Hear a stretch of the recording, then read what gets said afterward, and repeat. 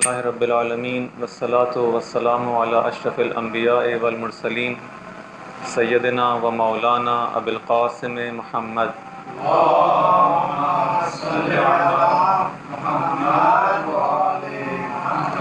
وعلی آل بیتہ الطیبین الطاہرین المعصومین المنتجبین سیما بقیۃ اللہ فی الارضین ارواحنا فداہ وعجل اللہ تعالی فرجہ الشریف. اما بعد فقد قال اللہ سبحانہ وتعالی فی کتابہ الحکیم اعوذ باللہ من الشیطان الرجیم بسم اللہ الرحمن الرحیم. الف لام را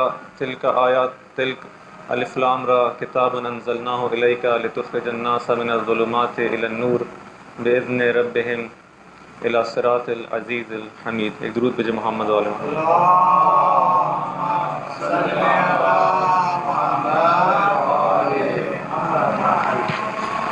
عزیزان محترم، دین امامت اور امامت الدین کے حوالے سے اس گفتگو کا آغاز کیا ہے، آہستہ آہستہ اپنے آخری مراحل میں داخل ہو رہی ہے. اور اب تک کی گفتگو میں دین اسلام کے اندر جو امامت کا فلسفہ ہے، جو امامت کی اہمیت ہے، جو امامت کا عہدہ ہے، اس کے بارے میں کچھ گفتگو ہوئی کہ امامت کسے کہتے ہیں، ولایت کسے کہتے ہیں، اور یہ عہدہ کس کی جانب سے ہوتا ہے، کسے دیا جاتا ہے، اس کی شرائط کیا ہیں. جس کو یہ عہدہ دیا جاتا ہے جو کہ امام ہوتا ہے، اس کے اندر کیا خصوصیات اور شرائط ہونی چاہیے. اس کے بعد اب تک کی جو گفتگو تھی وہ تقریباً قرآن سے تھی، اور قرآن کی آیات سے مدد لیتے ہوئے ان امور کو ثابت کیا گیا کہ امامت کیا ہے، اور یہ ساری چیزیں جو بھی فہرست وار بیان ہوئی. آج جو مطلب بیان کرنا ہے، ایک حدیث ہے خود امام رضا علیہ السلام سے، جس میں آپ امامت کے بارے میں، اس کی اہمیت کے بارے میں، اس کے کچھ ہمیں روشناس کراتے ہیں اس سے، اور پھر اس کے بعد جو ہے وہ آہستہ آہستہ جو ہے، جس کا آپ سے وعدہ کیا تھا کہ اپنے موضوع کے دوسرا جو اس کا پارٹ ہے کہ معاشرے کے اندر جو دین کی حاکمیت ہے اور اس دین کی جو امامت ہے، اس کے حوالے سے کچھ گفتگو ہوگی. امام رضا علیہ السلام، ایک درود بھیجے محمد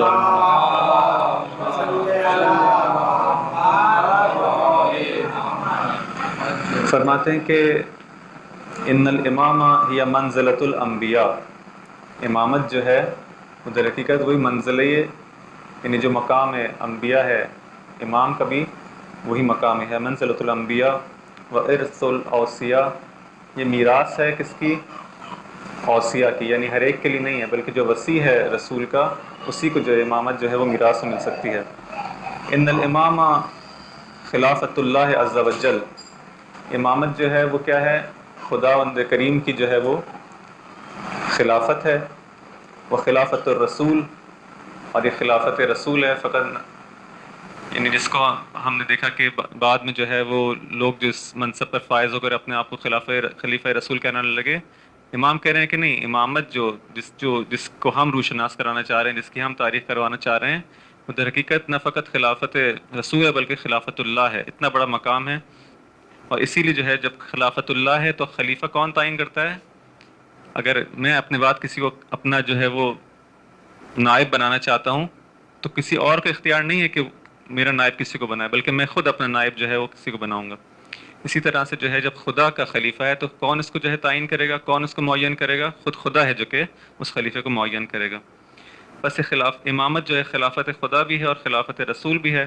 وہ مقام و امیر المؤمنین، تو کہہ رہے ہیں کہ در حقیقت یہ مقام جو ہے یہ کن ہستیوں کو سجتا ہے؟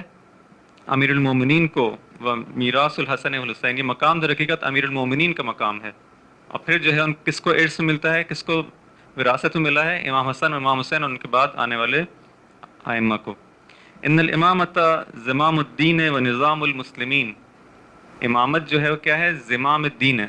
زمام کسے کہتے ہیں؟ کسی چیز کے جو کنٹرول جو ہے آپ کے ہاتھ میں ہونا. جس طرح سے لگام ہوتی ہے کسی جانور کی، اس لگام کے ذریعے سے اس جانور کو کنٹرول کیا جاتا ہے.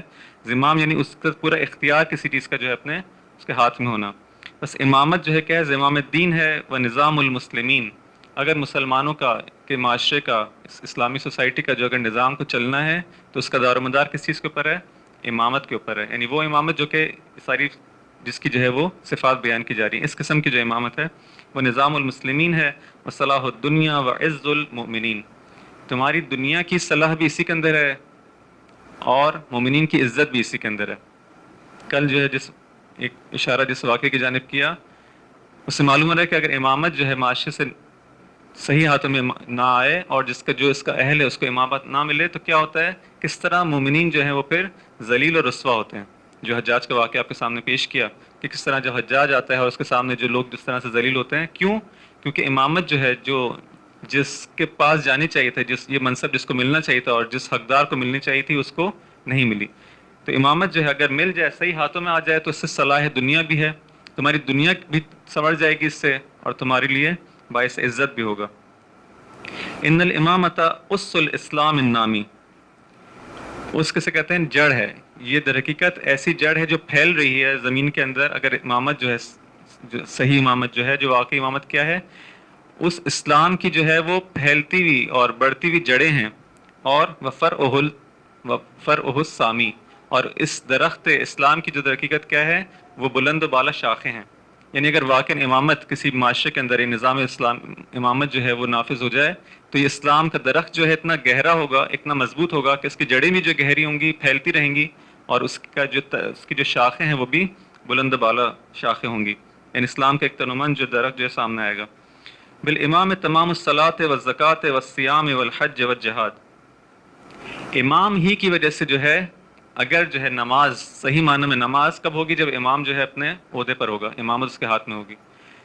امامت کس معنی میں؟ دیکھیں، ایک امامت کو وہ معنی ہے کہ جس کو بیان کیا کہ یہدون بامرنا، کہ امام جو ہے لوگوں کے دلوں میں تصرف کر سکتا ہے اور چاہے تو ان کو جو ہے وہ ہاتھ پکڑ کر جو ہے منزل تک لے جائے.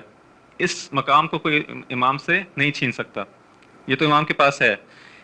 امامت سے کون سا منصب جو ہے لوگوں نے جو ہے وہ چھینا جا سکتا ہے، ان کو یہ ممکن ہے کہ ان کو نہ دیا جائے؟ وہ حکومت ظاہری والا منصب ہے.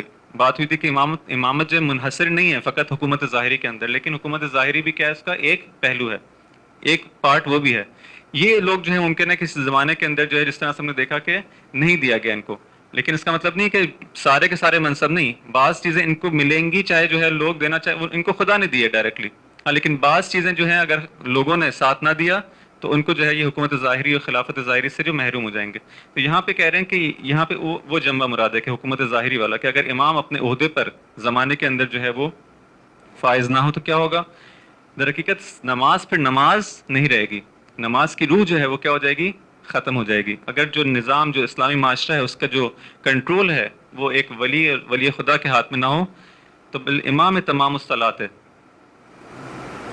اور اس کا دوسرا مطلب یہ بھی لیا جا سکتا ہے کہ اگر جو ہے نماز تمام ہوتی ہے، یعنی اگر نمازیں قبول ہوتی ہیں، اگر نماز ہے، حج ہے، زکوٰۃ ہے، یہ جو کچھ بھی اگر قبول ہو رہا ہے خدا کی بارگاہ میں جو ہے وہ شرف قبولیت پائے گا تو کس کے ذریعے سے؟ اگر یہ امام کے تھرو جائے گا. یعنی اگر میں ولایت رکھتا ہوں گا اپنے دل کے اندر اور پھر جو ہے نماز و زکوٰۃ و خمس و جتنی بھی عبادت ہیں ان کو انجام دوں گا تو تب جا کے یہ قبول ہوں گی، اگر امام کے بغیر یہ قبول نہیں ہوں گی. ممکن ہے اس کا یہ معنی بھی لیا جا سکے. بالامام تمام الصلاۃ والزکوٰۃ والصیام والحج والجہاد، جتنی بھی سب چیزیں ہیں اگر امام نہ ہو تو ممکن ہے معاشرے کے اندر جہاد ہو. جس طرح سے فرض کریں کہ رسول خدا صلی اللہ علیہ وآلہ وسلم کے اللہم صلی علی محمد کی وفات کے بعد جو ہے وہ ایسا نہیں تھا کہ جہاد ختم ہو گیا تھا، جہاد تو تھا، بالآخر بہت ساری فتوحات بھی جو ہیں وہ مسلمانوں نے انجام دی، جہاد تھا. لیکن کیا یہ وہی جہاد تھا کہ جو اسلام کو پسند تھا؟ کیا یہ وہی جہاد تھا جو کہ حجت خدا جس طرح سے چاہتی تھی یا نہیں؟ اس کے اندر ایک ظاہری پہلو تو باقی رہ گیا تھا کہ ہاں جو ہے زمینیں جو ہیں فتح کرنی ہے اور ممالک کو فتح کرنا ہے اور لوگوں کو جو ہے مسلمان بنانا ہے، لیکن اس کے پیچھے کیا اغراض و مقاصد تھے؟ کیا یہ عیناً وہی تھے جو رسول خدا کے زمانے میں جب جنگ اور جہاد ہوتا تھا اس کے مقاصد ہوتے تھے؟ یعنی اب جو ہے وہ لوگوں کی توجہات کسی اور چیز کی جانب بھی چلی گئی تھی. اب جو ہے لوگوں کی توجہات فقط و فقط دین خدا نہیں تھا، بلکہ جب انسان جو جب جنگ پہ جاتے تھے اور مختلف ممالک کو قبضہ کیا جاتا تھا تو بالآخر غنیمت ملتی تھی، اور مال غنیمت جو ملتا تھا اس سے جو ہے مسلمانوں کی حالت جو ہے وہ چند سالوں کے اندر جو ہے وہ کہاں سے کہاں پہنچ گئی. اور جو ہے وہ ایک زمانہ یہ آیا تھا کہ یہ خلیفہ جو اصحاب رسول تھے جو ایک زمانے میں انتہائی فقر و فاقے کی زندگی گزارا کرتے تھے، ایک زمانہ وہ بھی آتا ہے جب تاریخ میں کیا لکھا کہ جب ان کی میراث کو تقسیم کیا جاتا تھا، بعض لوگوں کے، البتہ سب کی نہیں، تو اتنا سونا ان کی وراثت کے اندر ہوتا تھا کہ اس کو جو ہے کلہاڑی سے ٹکڑے کیا جاتا تھا تاکہ ان کے ورثاء کے اندر تقسیم کیا جا سکے۔ یہ دولت کہاں سے آئی تھی؟ انہی فتوحات کی وجہ سے، یہی جو مال غنیمت تھا، جب جو اسلامی ممالک کا جو دائرہ بڑھتا چلا جا رہا تھا، اسلامی سرزمین کا دائرہ بڑھتا چلا جا رہا تھا، تو جو ٹیکسز تھے، جو خراج تھا، وہ بھی زیادہ آنے لگا تھا، بالآخر جو ہے یہ ثروت میں اضافہ ہو گیا تھا خوب۔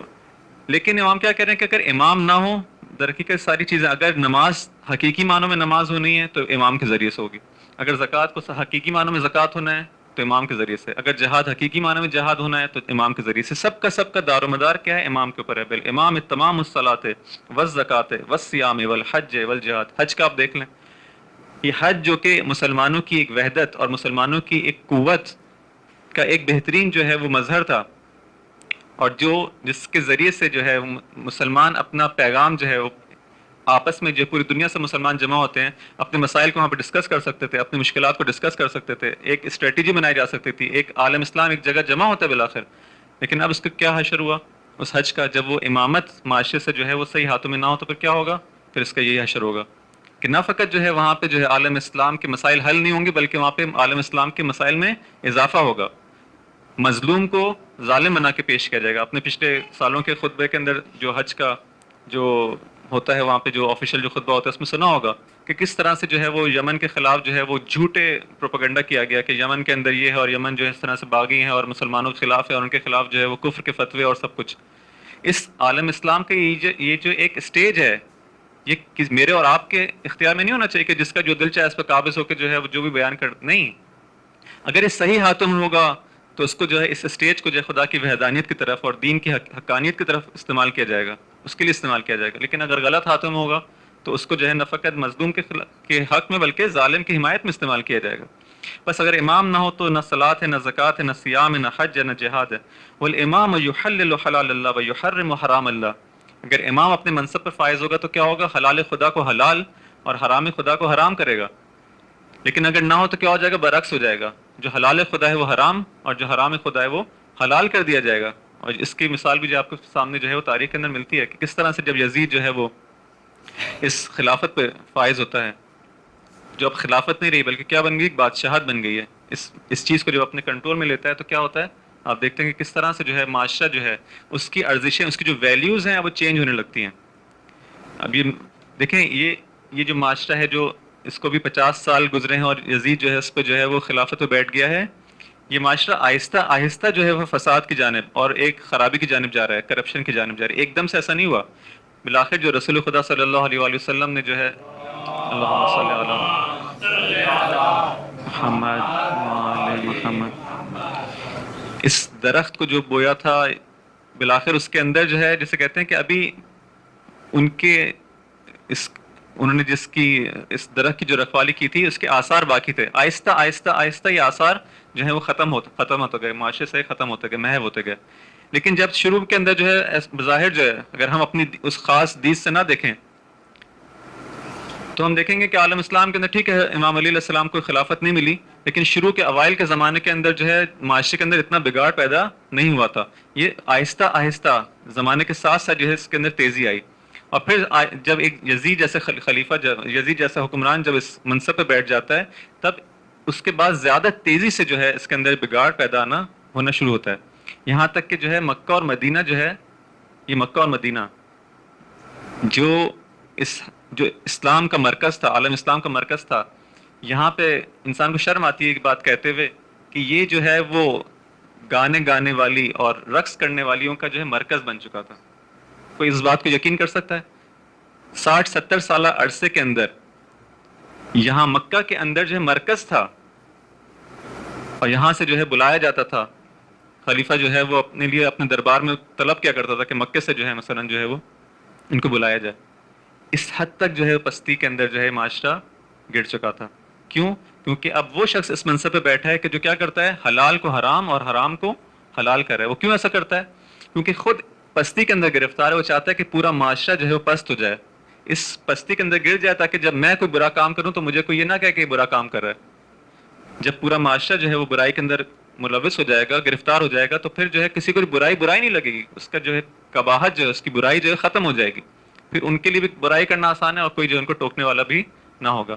بلکہ بعض احادیث کے اندر اس طرح سے ہے کہ فرمایا کہ ایک وقت وہ آئے گا کہ جب جو ہے وہ معروف جو ہے وہ کیا ہو جائے گا، یہ نہیں کہ مثلا معروف کی جانب کوئی امر نہیں کرے گا اور جو ہے منکر سے جو ہے کہ روکے گا نہیں، بلکہ معروف منکر بن جائے گا اور منکر جو ہے معروف بن جائے گا، یعنی اچھائی جو ہے وہ برائی کے اندر تبدیل ہو جائے گی اور برائی جو ہے اچھائی میں تبدیل ہو جائے گی۔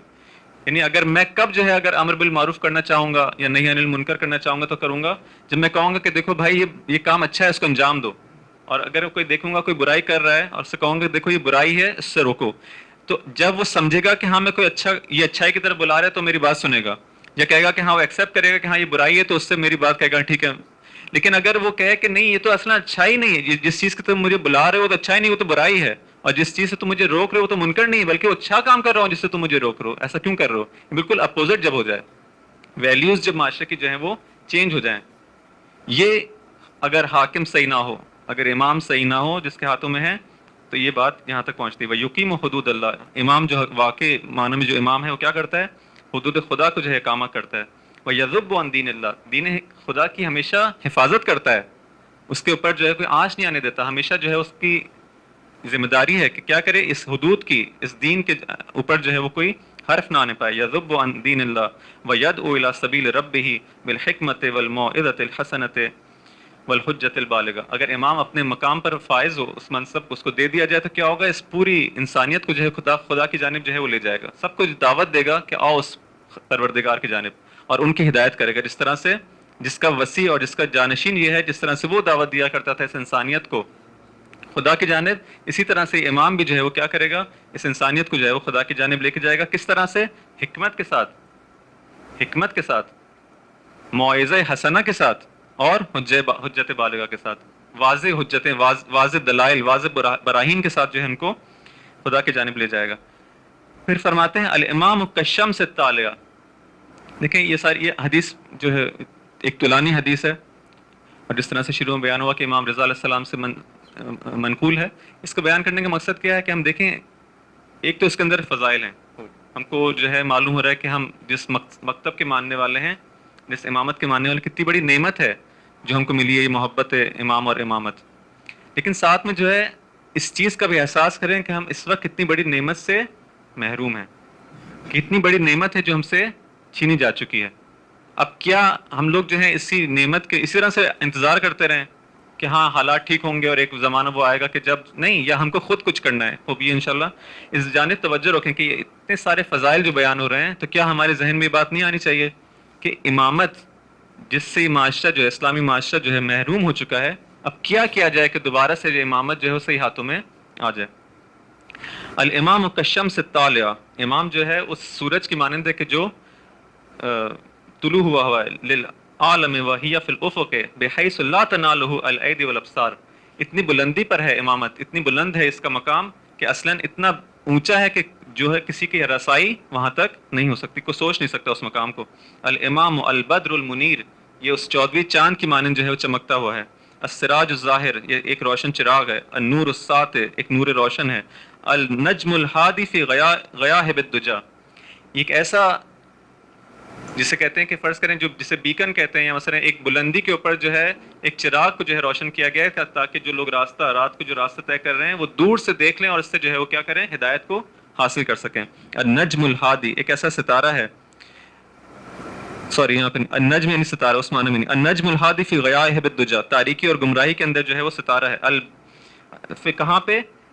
اس غیاہب الدجی کے اندر، تاریکیوں کے اندر بھی، بلد قفار کے اندر بھی، یعنی وہ بیابان جو کہ بالکل جو ہے وہ ایک جس کے اندر کوئی نام و نشان نہیں کسی آبادی کا، اور اسی طرح سے دریا کی جو رات کے تاریکی کے اندر جو دریا ہوتا ہے اور اس کی جو امواج ہوتی ہیں، جو ایک وحشتناک جو منظر ہوتا ہے، اس کے اندر جو ہے کیا کرنے والا ہے، یہ ستارہ ایسا ہے جو آسمان پہ جو انسان کی ہدایت کرتا ہے۔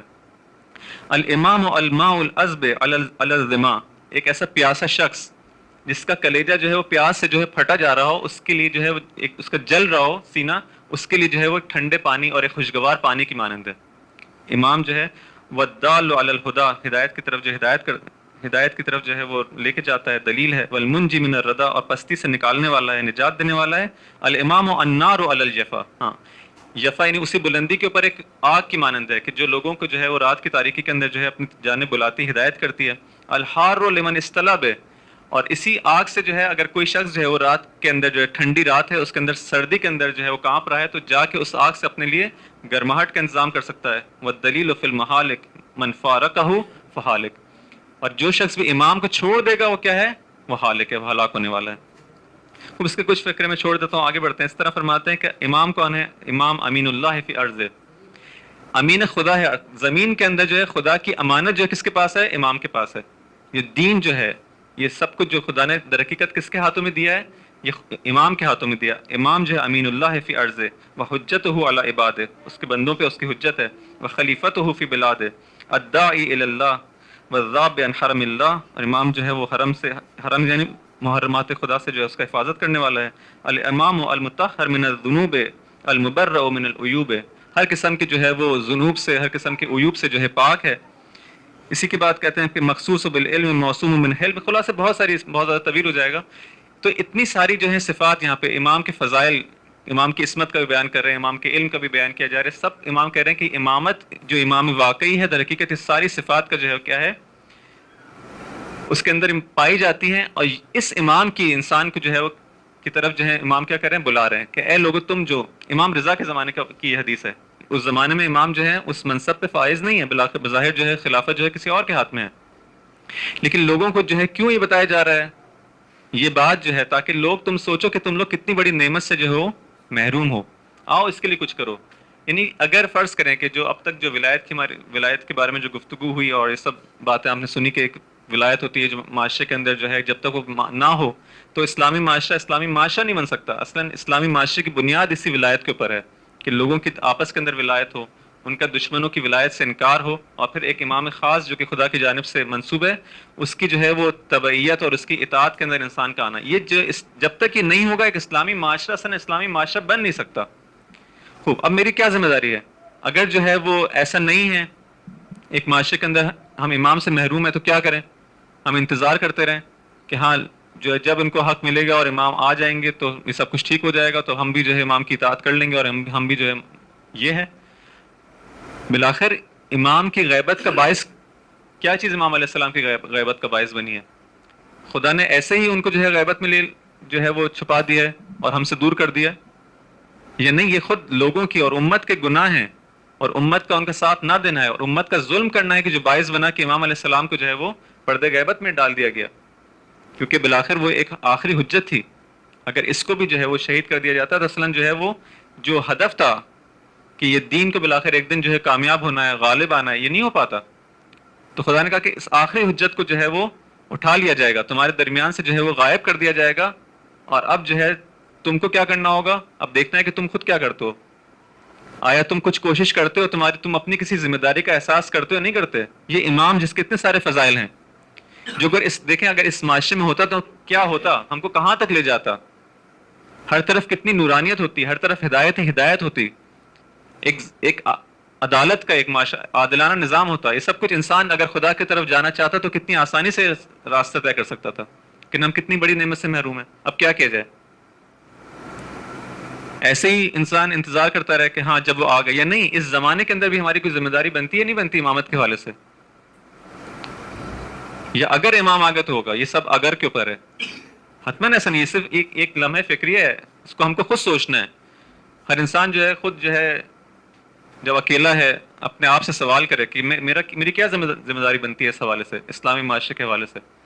یہ دین جب تک جو ہے امام نہ ہو اس معنی میں، صحیح معنی میں، تو نافذ نہیں ہو سکتا. بس وہ دین جس کے لیے اتنی زیادہ قربانیاں دی گئی ہیں رسولوں نے بھی اور بعد میں آئمہ نے بھی، یہ اتنی آسانی سے چونکہ لوگوں نے قبول نہیں کیا، بس اس کو جو ہے وہ بعض لوگوں نے قبول نہیں کیا، ظلم کیا، وہ ختم ہو گیا. تو میں اتنی آسانی سے اس بات کو اپنے آپ کو اس بات پہ قانع کر لوں کہ ہاں ٹھیک ہے. یا نہیں، اگر کچھ لوگوں نے مسئلے کو خراب کیا ہے، اگر کچھ لوگوں نے ظلم کیا تاریخ کے اندر، تو میں کیا کر رہا ہوں؟ میں نے اس ظلم کو ختم کرنے کے لیے کیا کیا؟ ظالمین نے ظلم کیا تو میں جو اس بات کو سمجھ رہا ہوں میں نے اس ظلم کو روکنے کے لیے کیا کیا. آیا میں کوئی کردار ادا کر رہا ہوں یا نہیں کر رہا؟ ایک درود بھیجے محمد و آل محمد پر.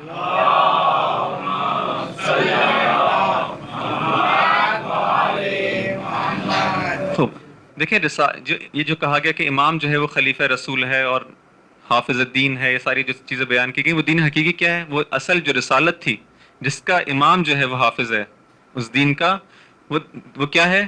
اس کو بعض آیات میں اس طرح سے بیان کیا گیا ہے، ارشاد ہوتا ہے وَلَقَدْ بَعَثْنَا فِي كُلِّ أُمَّةٍ رَسُولًا أَنِ اعْبُدُوا اللَّهَ وَاجْتَنِبُوا الطَّاغُوتَ، ہم نے جو ہے وہ ہر امت کے اندر ایک رسول کو جو ہے وہ بھیجا تاکہ وہ کیا کرے، تاکہ تمہیں کیا پیغام دے، تاکہ تمہیں جو ہے وہ عبادت خدا کی جانب لے کر آئے، ان اعبدوا اللہ واجتنبوا الطاغوت، کہ خدا کی عبادت کرو اور طاغوت سے جو ہے وہ پرہیز کرو۔ عبادت خدا سے کیا مراد ہے؟ خود طاغوت کا جو ہے وہ ایک کمپیریزن کرنا فوراً ایک ہی آیت کے اندر دو چیزوں کو لے کے آنا ہم کو بتا رہا ہے کہ دیکھو ایک دفعہ تم جو ہے وہ خدا کی عبادت ہے، اس کا اپوزٹ کیا ہے؟ طاغوت کی بات ماننا۔ یعنی اگر تم جو ہے خدا کی عبادت کر رہے ہو اس کا مطلب ہے کہ طاغوت کی بات نہیں مان رہے، اور اگر طاغوت کی بات مان رہے ہو اس کا مطلب ہے سمجھ لو کہ خدا کی عبادت میں نہیں ہو، کیونکہ رسول جب آتا ہے تو دو پیغام لے کر آتا ہے، در حقیقت ایک ہی پیغام ہے، اس کے ایک ہی سکے کے دو رخ ہیں، کہتا ہے خدا کی عبادت کرنا اور خدا کے علاوہ جو بھی طاقتیں ہیں ان کی پیروی نہ کرنا۔ یعنی جب انسان جو اس خدا کی عبادت میں چلا جائے گا خود بخود اس طاغوت سے دور ہو جائے گا، اور اگر اس طاغوت کے پیچھے چلا گیا تو خود بخود جو ہے اس خدا کی عبادت سے دور ہو جائے گا۔ یہ دونوں جو ہیں بالکل 180 ڈگری کے فاصلے کے اوپر ہیں۔ ایسا نہیں ہو سکتا کہ ایک انسان جو ایک ہی وقت کے اندر خدا کی عبادت بھی کرے اور طاغوت کی ولایت کے اندر، طاغوت کی پیروی کے اندر بھی ہو، یہ نہیں ہو سکتا۔ یہ دونوں بالکل اپوزٹ ڈائریکشن کے اندر ہیں۔ خوب، اسی طرح سے جو ہے وہ دوسری آیت کے اندر ارشاد ہوتا ہے الذین یتبعون الرسول، کہ مومنین کا ذکر ہو رہا ہے کہ وہ لوگ کون ہوتے ہیں کہ جو رسول کی جو پیروی کرتے ہیں۔ وہ رسول کون ہوتا ہے؟ وہ رسول جو کہ نبی ہے، نبی امی ہے، الذی یجدونہ مکتوبا عندہم فی التوراۃ والانجیل، کہ جس کا ذکر جو ہے وہ تورات میں بھی آیا، یعنی ہمارے آخری نبی کا ذکر ہو رہا ہے کہ جس کا ذکر جو ہے تورات میں بھی آیا، جس کا ذکر جو ہے انجیل میں بھی آیا کہ ایک نبی آنے والا ہے۔ وہ کیا کرتا ہے؟ یأمرہم بالمعروف وینہاہم عن المنکر، یہ نبی جو ہے، یہ رسول جو ہے، ان کو کیا کرتا ہے؟ اچھائیوں کی طرف حکم دیتا ہے، برائیوں سے روکتا ہے۔ وَيُحِلُّ لَهُمْ الطَّيِّبَاتِ، جو طیبات ہیں، نیک چیزیں، اچھی چیزیں ہیں، ان کو جو ہے ان کے لیے حلال قرار دیتا ہے۔ وَيُحَرِّمُ عَلَيْهِمُ الْخَبَائِثَ، اور جو بری چیزیں ہیں ان کو ان سے روکتا ہے، کہتا ہے کہ یہ تمہارے لیے حرام کیا گیا، اس کو جو ہے اس سے پرہیز کرو۔ پھر کہ ارشاد ہوتا ہے وَيَدَعُ عَنْهُمْ إِسْرَهُمْ وَالْأَغْلَالَ الَّتِي كَانَتْ عَلَيْهِمْ، اور وہ بوجھ جو ان کے اوپر تھا اور وہ توق جو ان کی گردنوں کے اندر تھا اس کو کھول دیتا ہے، اس انسانیت کو جو اس ایک بوجھ تلے جو ہے وہ دبی ہوئی تھی اور جو اسیر تھی، گرفتار تھی، اس سے اس کو نجات دیتا ہے۔ یہ کون کرتا ہے؟ یہ رسول کا کام ہے کہ آئے اور اس دین کو لے کر آئے اور اس دین کے ذریعے سے لوگوں کو اس توق سے اور اس اسارت سے اور اس بوجھ سے جو ہے وہ نجات دے۔ اس آیت کے اندر کیا کہا؟ اس میں کہا کہ جو ہے خدا کی عبادت کا پیغام دیتا ہے اور طاغوت سے جو ہے تم کو اجتناب کرنے کو کہتا ہے۔ یہاں پہ اسی چیز کو زیادہ کھول دیا گیا کہ یعنی وہ جو طاغوت تھا وہ کیا ہے؟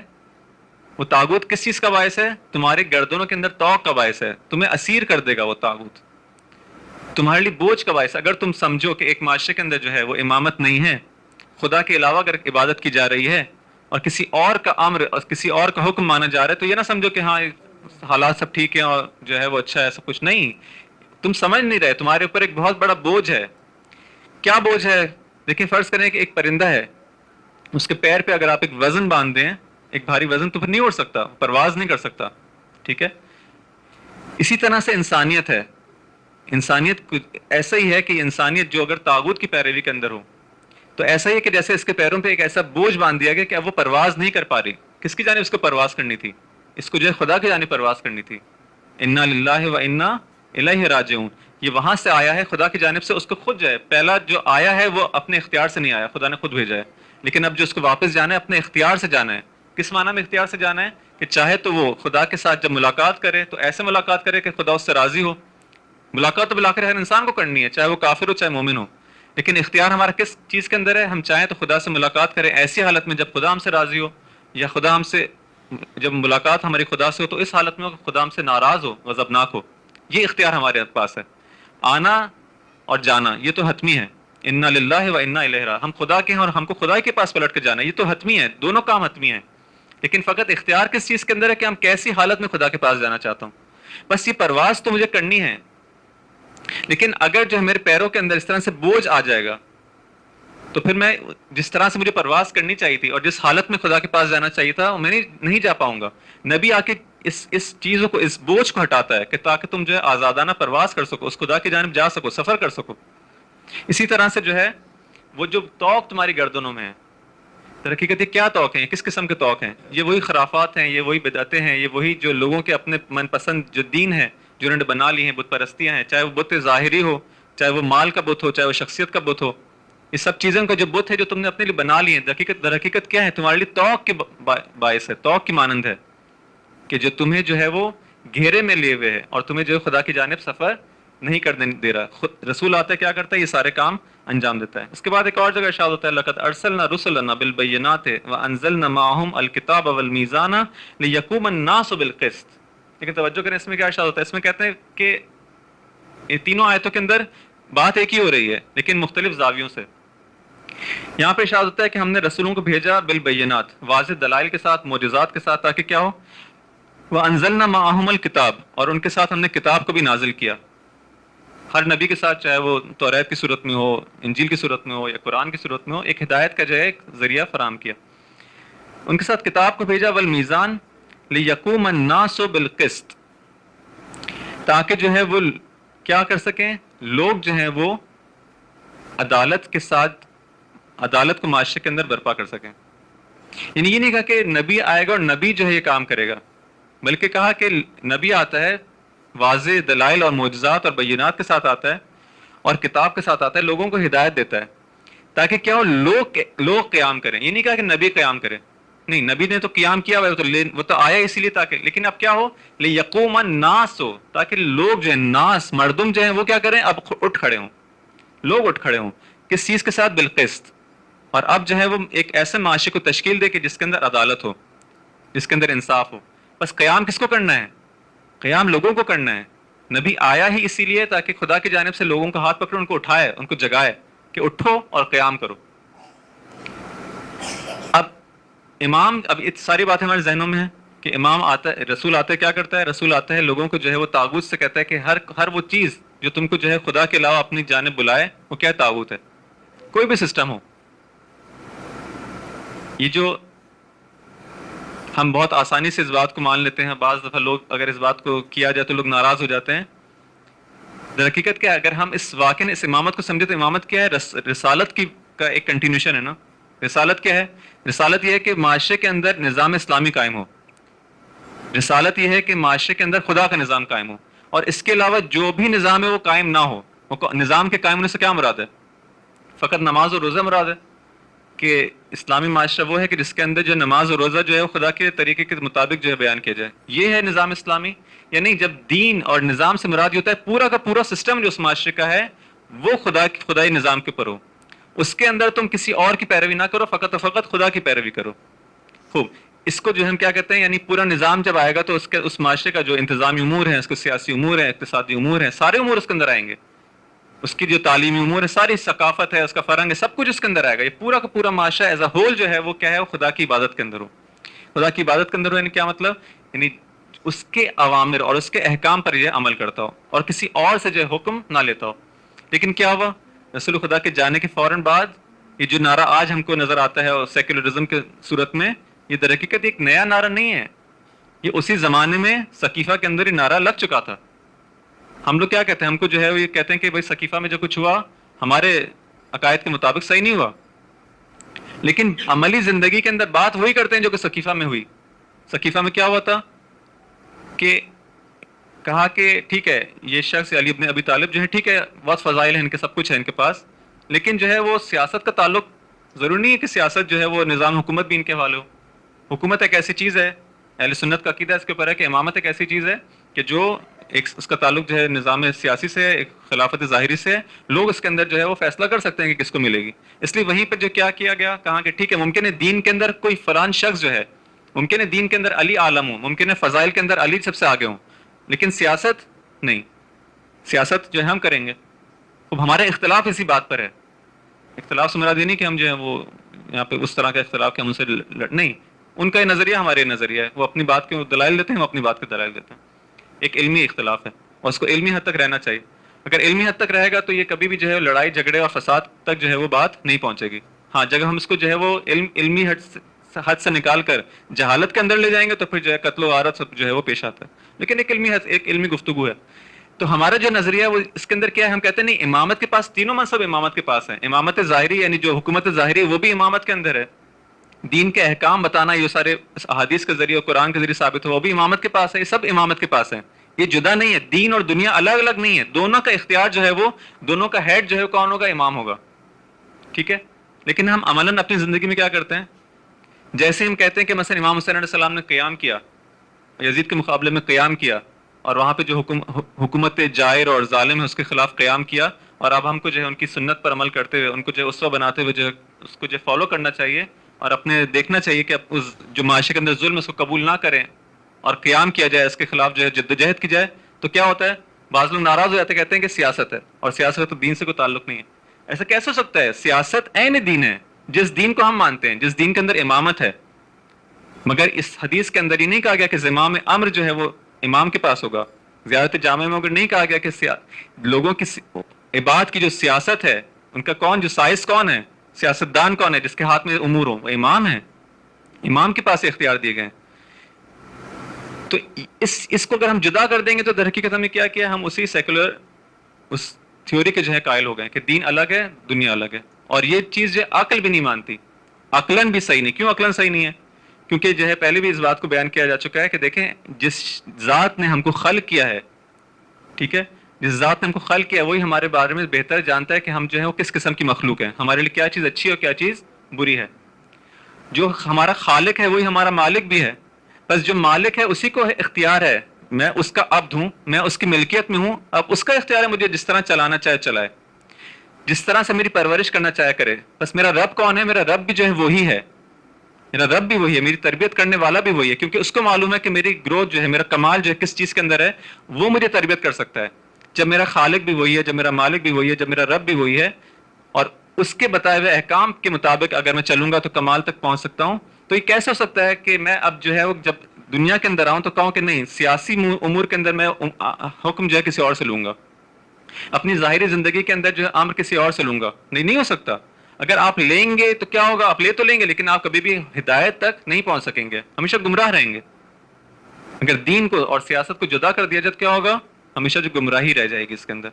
بس یہ دین جو ہے ایک مجموعے کا نام ہے, پورے نظام کا نام ہے. یہ میرے اور آپ کی جو ہے وہ پسند اور من پسند اس چیزوں کا نام نہیں کہ مجھے چیز پسند ہے مجھے پسند نہیں ہے, میرا سلیقہ ہے میرا سلیقہ نہیں ہے. نہیں, یہ ہمارے اختیار کے اندر نہیں ہے کہ میں دین کی ایک ایسی تفسیر کروں جو میرے سلیقے کے اوپر جو ہے وہ پوری اترتی ہو.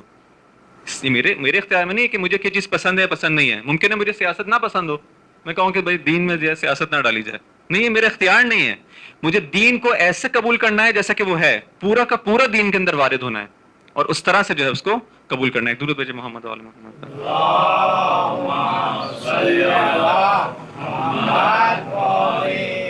ایک بہت جسے کہتے ہیں اس چالاکی کے ساتھ, بہت ہی ہوشیاری کے ساتھ جو دشمن ہمیشہ کام کرتا ہے, وہ علناً تو کوئی کام نہیں کرتا بتا کے کہ دیکھو اس کے اندر میں تمہارے خلاف سازش کر رہا ہوں, اور نہیں, وہی اگر بتائے گا تو کون ساری بات اس کے بات پہ عمل کرے گا. صفین کے اندر جب جو سازش کی گئی اور لوگ جو ہے وہ گمراہ ہو گئے, تو کیا معاویہ نے بتایا تھا وہ قرآنوں کو نیزوں میں بلند کرنے سے پہلے کہ دیکھو یہاں پہ سازش ہو رہی ہے, تاکہ جس کو ہوشیار ہونا ہے ہوشیار ہو جائے. ہمیشہ دشمن اس طرح سے کام کرتا ہے کہ بات یعنی آپ ہی کے لبادے کے اندر, آپ ہی کے لباس کے اندر ممکن آ کے بات کی جائے. قرآن کے ذریعے بات کی جا رہی ہے. قرآن جو ہدایت کی کتاب ہے, قرآن ہی کے ذریعے سے کیا کیا جا رہا ہے, لوگوں کو گمراہ کیا جا رہا ہے. کتنے لوگ تھے جو باقی رہے اس بات پر؟ کم لوگ تھے. ایک مالک جیسے کتنے افراد تھے کہ جن کے اندر بصیرت تھی, جو سمجھ رہے تھے کہ یہاں پہ دشمن جو ہے وہ چال چل رہا ہے. امیر المومنین چلاتے رہے, پکارتے رہے کہ دیکھو یہ سازش ہے, یہ جو بہانہ ہے فقط. لیکن کیا ہوا, کسی نے امام کی نہیں بات نہ سنی. عمار جیسے لوگ جو ہوتے ہیں وہ کم ہوتے ہیں معاشرے کے اندر, جن کے پاس بصیرت ہوتی ہے, جو سمجھ رہے ہوتے ہیں کہ دشمن کیا کرنا چاہ رہا ہے.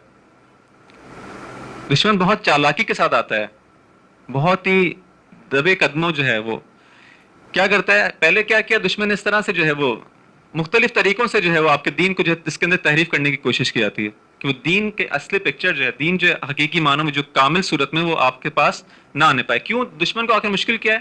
کیونکہ دیکھیں بات وہی ہے جو انبیاء نے کیا کہا, کیوں آئے کہ دو اپوزٹ چیزیں ہیں، یا خدا کی عبادت ہو سکے گی یعنی اس کی بات مانی جا سکے گی معاشرے میں، یا طاغوت کی. تو طاغوت ہمیشہ کیا چاہے گا کہ بات میری مانی جائے، ہمیشہ جو ہے وہ اس کے مخالف جو آئے گا کام کرے گا. تو کس طرح سے کام کرتا ہے؟ واضح طریقے سے کبھی کام نہیں کرتا.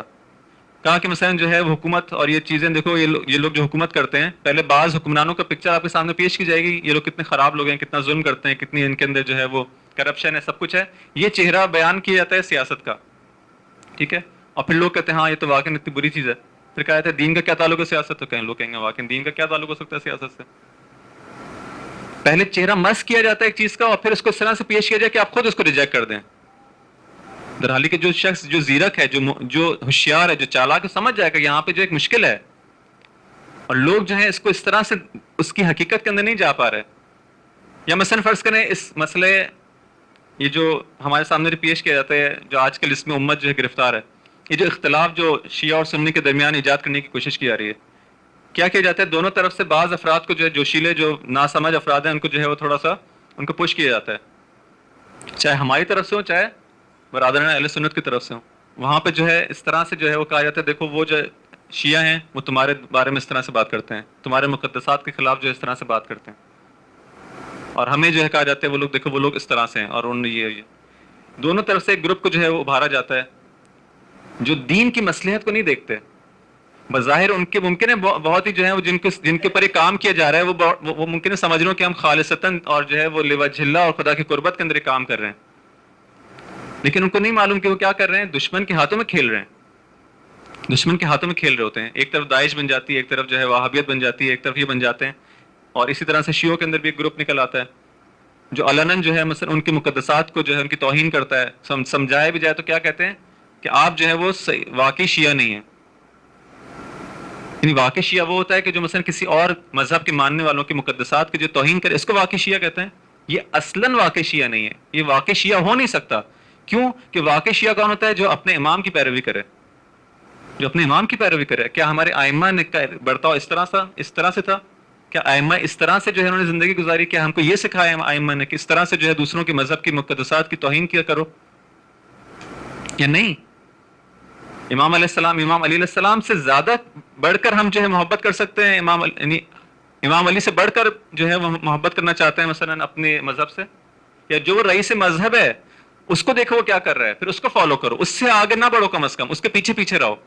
اگر اپنا امام اس کو مانتے ہو، اگر اس سے آگے بڑھ جاؤ گے تو کیا ہوگا؟ اس کا مطلب امام اس کو نہیں مان رہے تم. اگر امام ماننا ہے تو امام آگے ہوگا، تم کو پیچھے رہنا ہوگا. دیکھو امام نے کیا کیا، صبر کیا کہ نہیں کیا؟ صبر کیا. کتنے سال صبر کیا؟ 25 سال صبر کیا نہیں کیا؟ بعض امور کے اندر حتیٰ جو ہے وہ ہیلپ بھی کیا نہیں کی، کیونکہ اسلامی معاشرے کی، کیونکہ دین کی مصلحت اس کے اندر تھی تو ہیلپ بھی کی. مگر خلیفہ اول اور خلیفہ دوم کو مشورہ نہیں دیا کرتے تھے کہ دیکھو اس کے اندر مصلحت ہے، اس کے اندر مصلحت ہے، یوں کرو، ابھی جنگ پہ جاؤ، ابھی نہ جاؤ، تم جاؤ شخصاً جاؤ یا نہ جاؤ. کیوں؟ دین کی مصلحت کو دیکھا. لیکن ایک شیعہ کیا کرتا ہے؟ ایک شیعہ کو کس طرح سے ابھارا جاتا ہے کہ نہیں تم شیعہ ہو ہی نہیں سکتے جب تمہاری ولایت جو ہے ناقص ہے. ولایت کیا مطلب؟ ولایت کو ہم سمجھے نہیں ہیں.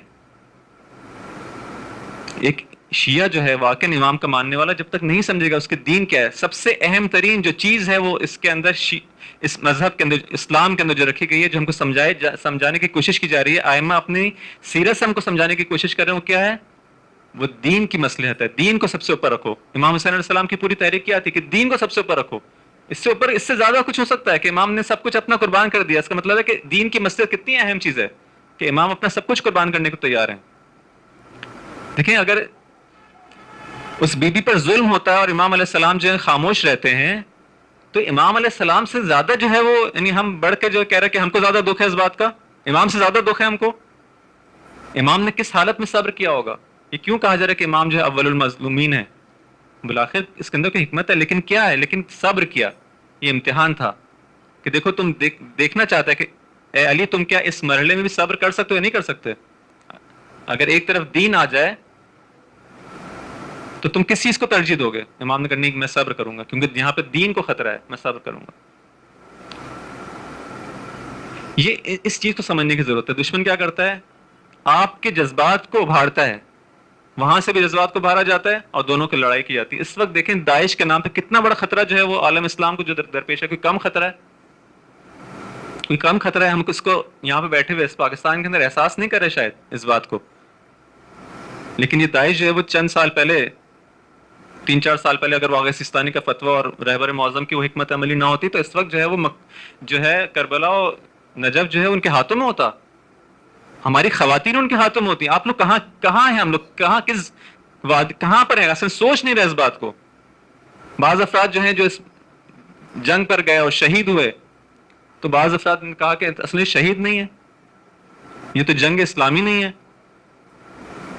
یعنی کہ ہم لوگ اب یہ بھی نہیں سمجھ پاتے کہ مثلا جو یہ اسلام کی جنگ ہے، اسلام کی جنگ نہیں ہے. کہ نہیں، یہ اس میں اسلام کی کون سی جنگ ہے؟ ادھر شام کا محاذ ہے، شام میں جو ہے بشار الاسد کی اگر حکومت ہے تو بشار الاسد تو کوئی مثلا شیعہ نہیں ہے. یہ بصیرت، ایک شیعہ کی بصیرت ایسی ہونی چاہیے کہ وہ اتنا سطحی دیکھے معاملات کو. ہم کہیں کہ وہاں تو بشار الاسد کی حکومت ہے، یہ تو اسلامی جنگ نہیں ہے. اگر اسلامی جنگ ہوتی تو یہاں پہ جو ہے وہ شہید ہوتا کوئی. اتنے سارے لوگ جو اپنا خون بہا رہے ہیں، جو واقعا امام کے ماننے والے جو دفاع کر رہے ہیں حرم میں بی بی زینب کا انہوں نے دفاع کیا. اب آپ کہیں کہ مثلا چونکہ جو لوگ بس حرم میں بی بی زینب کا دفاع کریں گے اس باؤنڈری وال کے اندر بس وہ شہید ہیں. یعنی کیا مطلب؟ آپ آنے دیں ان کو، آنے دیں، آ جاؤ باؤنڈری وال تک آ جاؤ پھر ہم دفاع کریں گے؟ یا نہیں، ان کو دور سرحدوں سے باہر نکالنا ہے. آ جاؤ کربلا و نجف تک آ جاؤ، بالکل جب حرم پہ گیٹ پہ پہنچ جاؤ گے تو ہم ہتھیار لے کر آئیں گے، تب جو ہے ہم کو کہا جائے گا شاباش تم شہید ہو گئے. تھوڑا سی آنکھیں کھولنے کی ضرورت ہے. کب جو ہے ہمارا معاشرہ بیدار ہوگا؟ کب ہم جو ہے وہ دشمن کی ان چالوں کو سمجھیں گے؟ ضرورت ہے ان باتوں کی. دیکھیں یہ باتیں ممکن ہے آپ کے کانوں میں نہ پڑی ہوں، ممکن ہے کانوں میں پڑ چکی ہوں. مجھے اس سے غرض نہیں ہے کہ ممکن ہے جو ہے وہ کیا یہ باتیں بنیں گی کہ مولانا صاحب جو ہے وہ ممبر کو کیا استعمال کر رہے ہیں، کیا باتیں کر رہے ہیں. نہیں، میرا وظیفہ جو میں سمجھتا ہوں میں اس کو ذمہ داری کو اس کو ادا کروں. ممکن ہے آج آپ کی کانوں میں یہ باتیں نہ پڑی ہوں لیکن کل کو پڑیں گی. یہ شبہات آپ کو سامنے آئیں گے. پہلے سے اس لیے آمادہ کر رہا ہوں کہ دیکھیں اس طرح کے شبہات بھی ہیں، لائے جائیں گے آپ کے ذہنوں میں.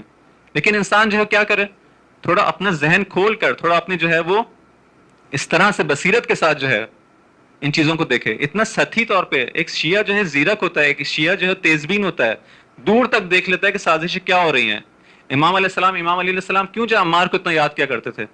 انشاءاللہ اگر موقع ملا تو کل وہ جملات بیان کروں گا نہج البلاغہ کہ جہاں پہ امام علیہ السلام یاد کرتے ہیں کہ عمار، اے نا عمار، عمار کہاں ہے؟ امام علیہ السلام کے پاس ہمیشہ عمار جیسے صحابی بہت کم رہے ہیں جو بابصیرت ہوں، جو دشمن کی سازش کو سمجھ سکتے ہوں.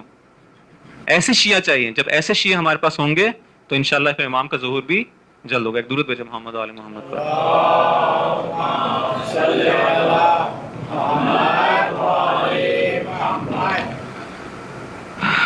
عزیزان محترم،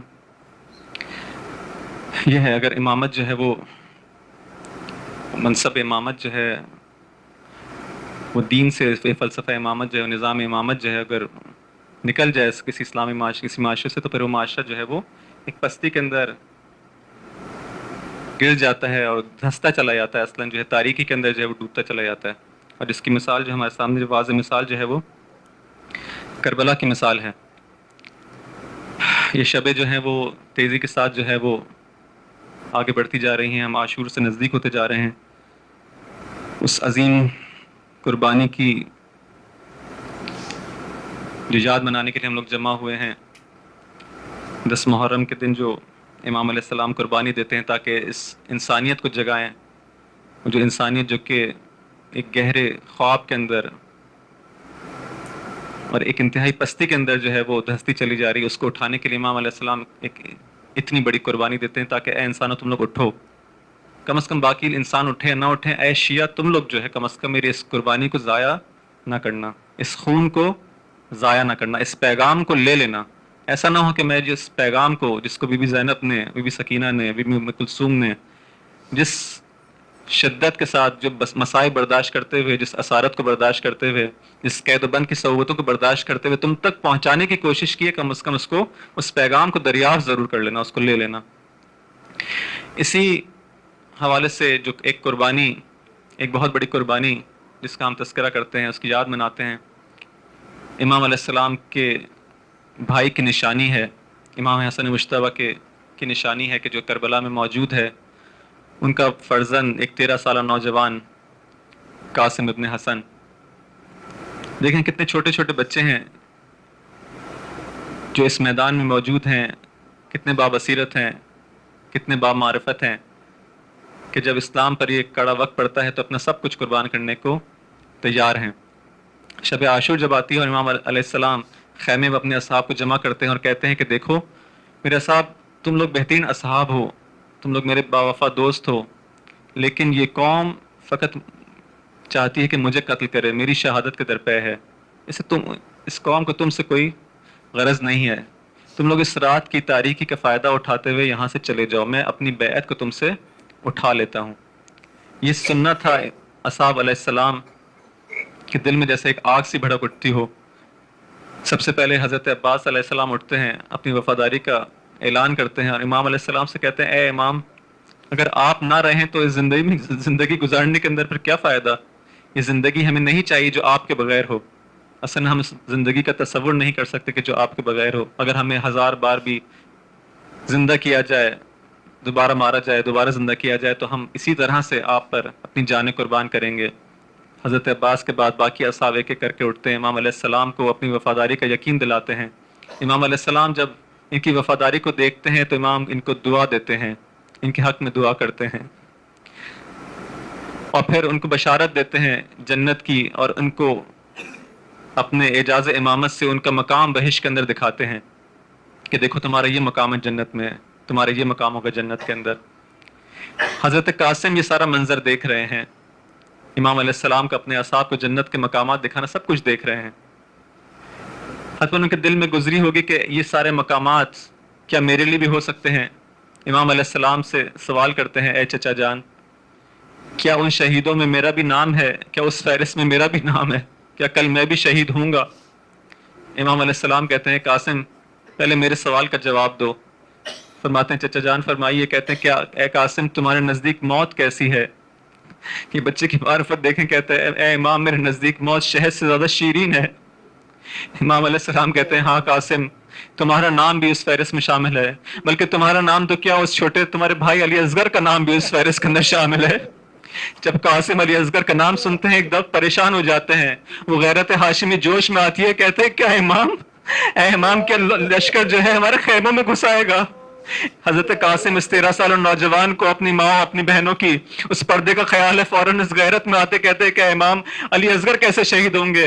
امام علیہ السلام حضرت قاسم کو تسلی دینے کے لیے کہتے ہیں نہیں بیٹا، در حقیقت میں جب اپنے اس شیرخوار بچے کو خیمے کے باہر لے کر بیٹھوں گا تو ایک تیر آئے گا جو اس کو شہید کر دے گا۔ حضرت قاسم کو شاید تھوڑی تسلی ہوئی ہوگی، لیکن وقت گزرتا ہے، صبح عاشور آتی ہے، جب حضرت علی اکبر پہلی قربانی پیش کر چکے ہوتے ہیں بنی ہاشم کی جانب سے، اب حضرت قاسم اٹھتے ہیں، اپنے چچا کے پاس جاتے ہیں، آنکھوں میں آنسو ہے، امام علیہ السلام کے پاس جا کے کہتے ہیں چچا مجھے بھی جنگ کی اجازت ہے۔ امام علیہ السلام جب اس چھوٹے سے بچے کی جانب نگاہ کرتے ہیں، اپنا بھائی شاید یاد آیا ہوگا، یہ بھائی کی وہ آخری نشانی ہے، کس طرح سے اس کو جانے کی اجازت دیں۔ حضرت قاسم سے کہتے ہیں نہیں بیٹا تم بہت چھوٹے ہو۔ حضرت قاسم اتنا گریہ کرتے ہیں، اتنا گریہ کرتے ہیں، امام علیہ السلام کے قدموں کے بوسے لینا شروع کرتے ہیں، امام علیہ السلام کو راضی کرتے ہیں۔ امام علیہ السلام حضرت قاسم کو اپنے گلے لگاتے ہیں۔ مقتل میں لکھا کہ اتنا گریہ کرتے ہیں، یہ چچا اور یہ بیٹا اتنا گریہ کرتے ہیں کہ دونوں غش کھا کر گر جاتے ہیں۔ جب اٹھتے ہیں تو قاسم کو جانے کی اجازت ملتی ہے۔ مقتل میں ایک شخص ایک راوی کہتا ہے میں نے دیکھا کہ ایک بچہ آ رہا ہے مقتل کی جانب، جس کے سر پر عمامہ ہے، جس نے ایک قمیص پہنی ہوئی ہے، جس کا معلوم ہوتا ہے کہ اس بچے کے تن کے اوپر زرہ نہیں تھی۔ یہ بچہ اتنا چھوٹا تھا کہ وہ فوجی لباس اس کے تن نہیں آ سکتا تھا، ایک عام قمیص پہن کر، عام جوتے پہن کر وہ لشکر کی جانب جاتا ہے اور جنگ کرنا شروع کرتا ہے، 35 لوگوں کو واصل جہنم کرتا ہے، لیکن بالآخر یہ چھوٹا بچہ کب تک جنگ کرتا؟ آخر جب فوج اشکیا نہیں لڑ پاتی تو نامردی پر آتی اور حضرت قاسم کو مل کر ان پر حملہ کیا جاتا ہے۔ حضرت قاسم گرتے ہیں، یہاں پر جو ہے وہ ایک آواز دیتے ہیں واہ اماں میری مدد کو آئیں۔ امام حسین علیہ السلام پہلے سے تیار بیٹھے، جیسی حضرت قاسم کی آواز سنائی دیتی ہے تیزی سے لشکر کی جانب بڑھتے ہیں، لشکر میں ایک ہلچل ہوتی ہے۔ یہاں پر وہ شخص کہ جس نے حضرت قاسم علیہ السلام کو شہید کیا تھا، ان کے سر کے اوپر جو تلوار ماری تھی وہ لشکر کے زد میں آ جاتا ہے، اور یہاں پہ امام علیہ السلام جب پہنچتے ہیں حضرت قاسم کے سر پر جب غبار بیٹھ جاتا ہے تو ایک منظر جو نظر آتا ہے وہ یہ ہے کہ امام علیہ السلام حضرت قاسم کے سرانے بیٹھے ہیں اور حضرت قاسم علیہ السلام سے کہتے ہیں بیٹا میں تمہاری اس وقت مدد کو آیا ہوں کہ تمہاری کوئی تمہیں نجات نہیں دے سکتا. اور مقتل کہتا ہے کہ دیکھا گیا کہ حضرت قاسم علیہ السلام اپنے پیر اس کربلا کی تپتی زمین پر رگڑ رہے ہیں اور ایک سخت امتحان کے اندر مبتلا ہیں. بالآخر امام علیہ السلام حضرت قاسم کو اٹھاتے ہیں, سینے سے لگاتے ہیں. راوی کہتا ہے کہ جب حضرت قاسم کو خیمے کی جانب لے جایا جا رہا تھا تو شاید امام علیہ السلام اس طرح سے حضرت قاسم کو نہیں اٹھا پا رہے تھے, ایک پیر تھا کہ جو مقتل کی سرزمین پر گھسٹتا چلا جا رہا تھا. شاید امام میں اتنی طاقت نہیں تھی کہ قاسم کو صحیح طرح اٹھا پاتے. وآخر دعوانا الحمدللہ رب العالمین. وسيعلم الذين ظلموا أي منقلب ينقلبون. ماتم حسین.